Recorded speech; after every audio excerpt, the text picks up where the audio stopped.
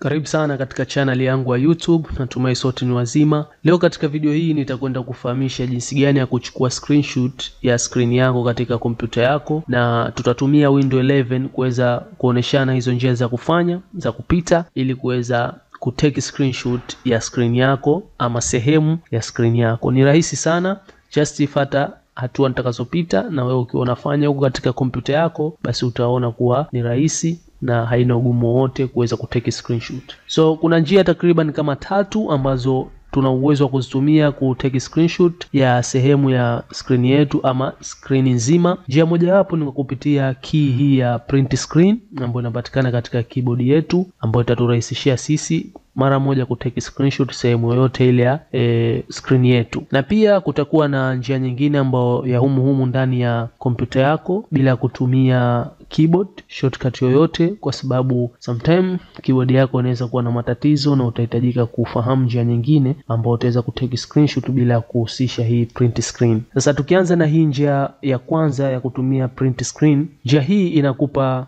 option takriban 3. Option ya kwanza kwa kutumia alt key, una click key yako ya alt bila kuachia, una click print screen. Sawa? Na hiyo inafanya kazi vipi? Hiyo inafanya kazi kwa kutake screen ile sehemu tu ambayo unafanyia kazi zako katika ile window ambayo unafanya kazi zako. Mfano mimi nitafungua file explorer. So imefunguka hapa window yangu ya file explorer ambapo nipo home. Sasa nahitaji kutake screenshot, lakini screenshot ambayo nahitaji kuchukua mimi ni hii sehemu tu hii ambayo unaiona hapa, hii ya file explorer ambayo tumeifungua. Lakini hii sehemu nyingine ya screen sihitaji iweze kuchukuliwa. Vipi utaweza kufanya hivyo? Ndio inakuja hiyo, una click alt key katika keyboard yako bila kuachia, then una click print screen. Inakuwa tayari imeshachukuliwa kipande hichi ambacho ulikuwa unafanya nacho kazi cha screen yako na imehifadhiwa katika clipboard.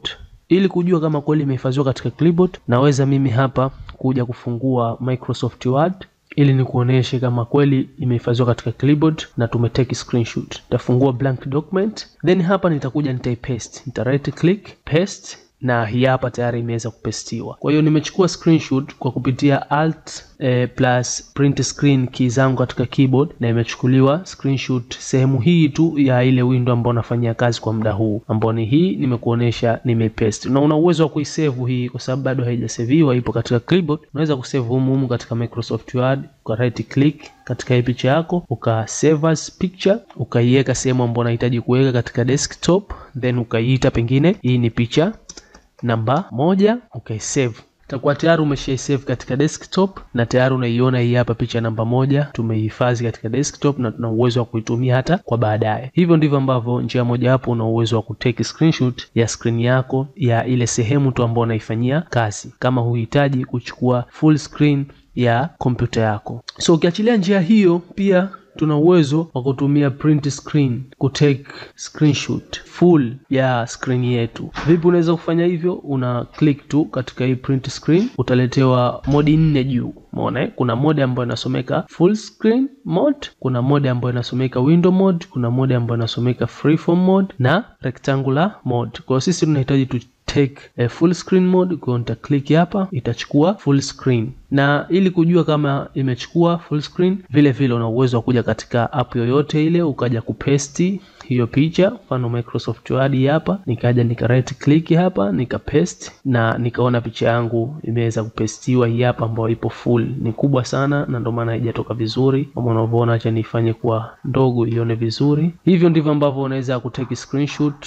Ni rahisi sana, just kuwa unafanya mazoezi tu na kuweza kuzoea. Kwa hiyo hapa tayari nimeweza kuchukua full screen ya kompyuta yangu. Na vile vile una uwezo wa kuclick tena print screen peke yake, ukaletewa zile mode hapo, ukachagua. Ukichukua hii mode hii ambayo ni window mode, maana yake hii inakuja kufanya kama ile tulofanya mwanzo ambayo tuliclick alt na print screen, unaona, ambayo ikachukua hii window tu ambayo tunafanya kazi zetu kwa sasa. Ndio ile ambayo unaiona hapa ambayo ni hii window mode. Kuna hii ambayo ni freeform. Freeform just unaenda kuchora ile sehemu ambayo unahitaji kuchukua. Mfano hapa mimi nahitaji kuchukua sehemu hii tu, unaona. Kwa unachora kama hivyo, tayari umesha take screenshot na una uwezo wa kuja kuipaste huku, ama una uwezo pia wa kuziona hizo screenshot ambazo unazichukua katika hii pictures folder la pictures. Ukiingia kuna screenshots, ukifungua unakuta screenshot zote ambazo umezichukua zimehifadhiwa huku, lakini bado hazina name yoyote ambayo umeipa, imepewa default name. Kwa hiyo wewe utakuja utazipa name, mfano hii utaita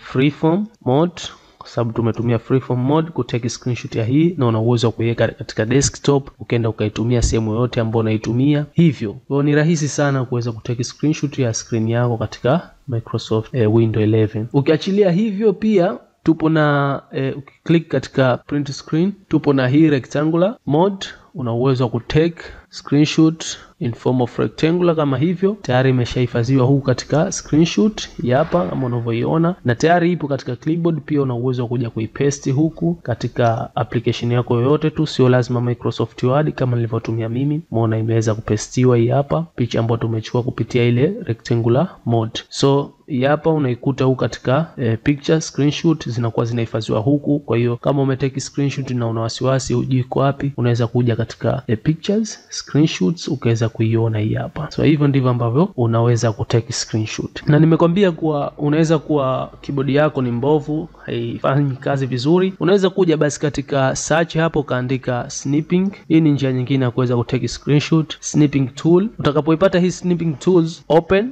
Baada ya kuopen utaletwa sehemu hii. Sehemu hii itakubidi uweze kuchagua, kwa sababu kuna vitu vingi kidogo unatakiwa ufahamu. Hapa tupo katika picha, maana yake tuna snip, tuna take screenshot ya screen yetu, na hapa kuna video, tutakuja kufahamishana jinsi ya kutake video recording ya screen. Then kuna mode, unachagua mode ambayo unahitaji kuitumia. Hizi ndo zile ambazo tulikuwa tunaziona tulipokuwa tuna click ile key ya print screen katika keyboard yetu. Tunaletewa tuchague hizi mode ambazo tunahitaji kuzitumia kwa ajili ya kutake screenshot. Kwa hiyo utachagua kama ni full screen ama ni window mode ama rectangle mode ama freeform mode. Kwa hiyo utachagua, then mimi mfano hapa nachukua full screen mode. Kwa hiyo tayari kwa ajili ya kutake screenshot ya full screen. Kwa hiyo nita click new hapa, itachukuliwa picha ya screen nzima, na nikija humu naikuta tayari hapa ambapo nimeichukua screen nzima. Kwa hapa nina uwezo wa kuirename, nikaipa jina ambalo nalihitaji, picha namba 2, then nikaichukua pengine nikaiweka katika desktop kwa ajili ya kuitumia katika matumizi yangu na shughuli zangu mbalimbali. Hivyo ndivyo ambavyo unaweza kufanya pia kwa kupitia hii screen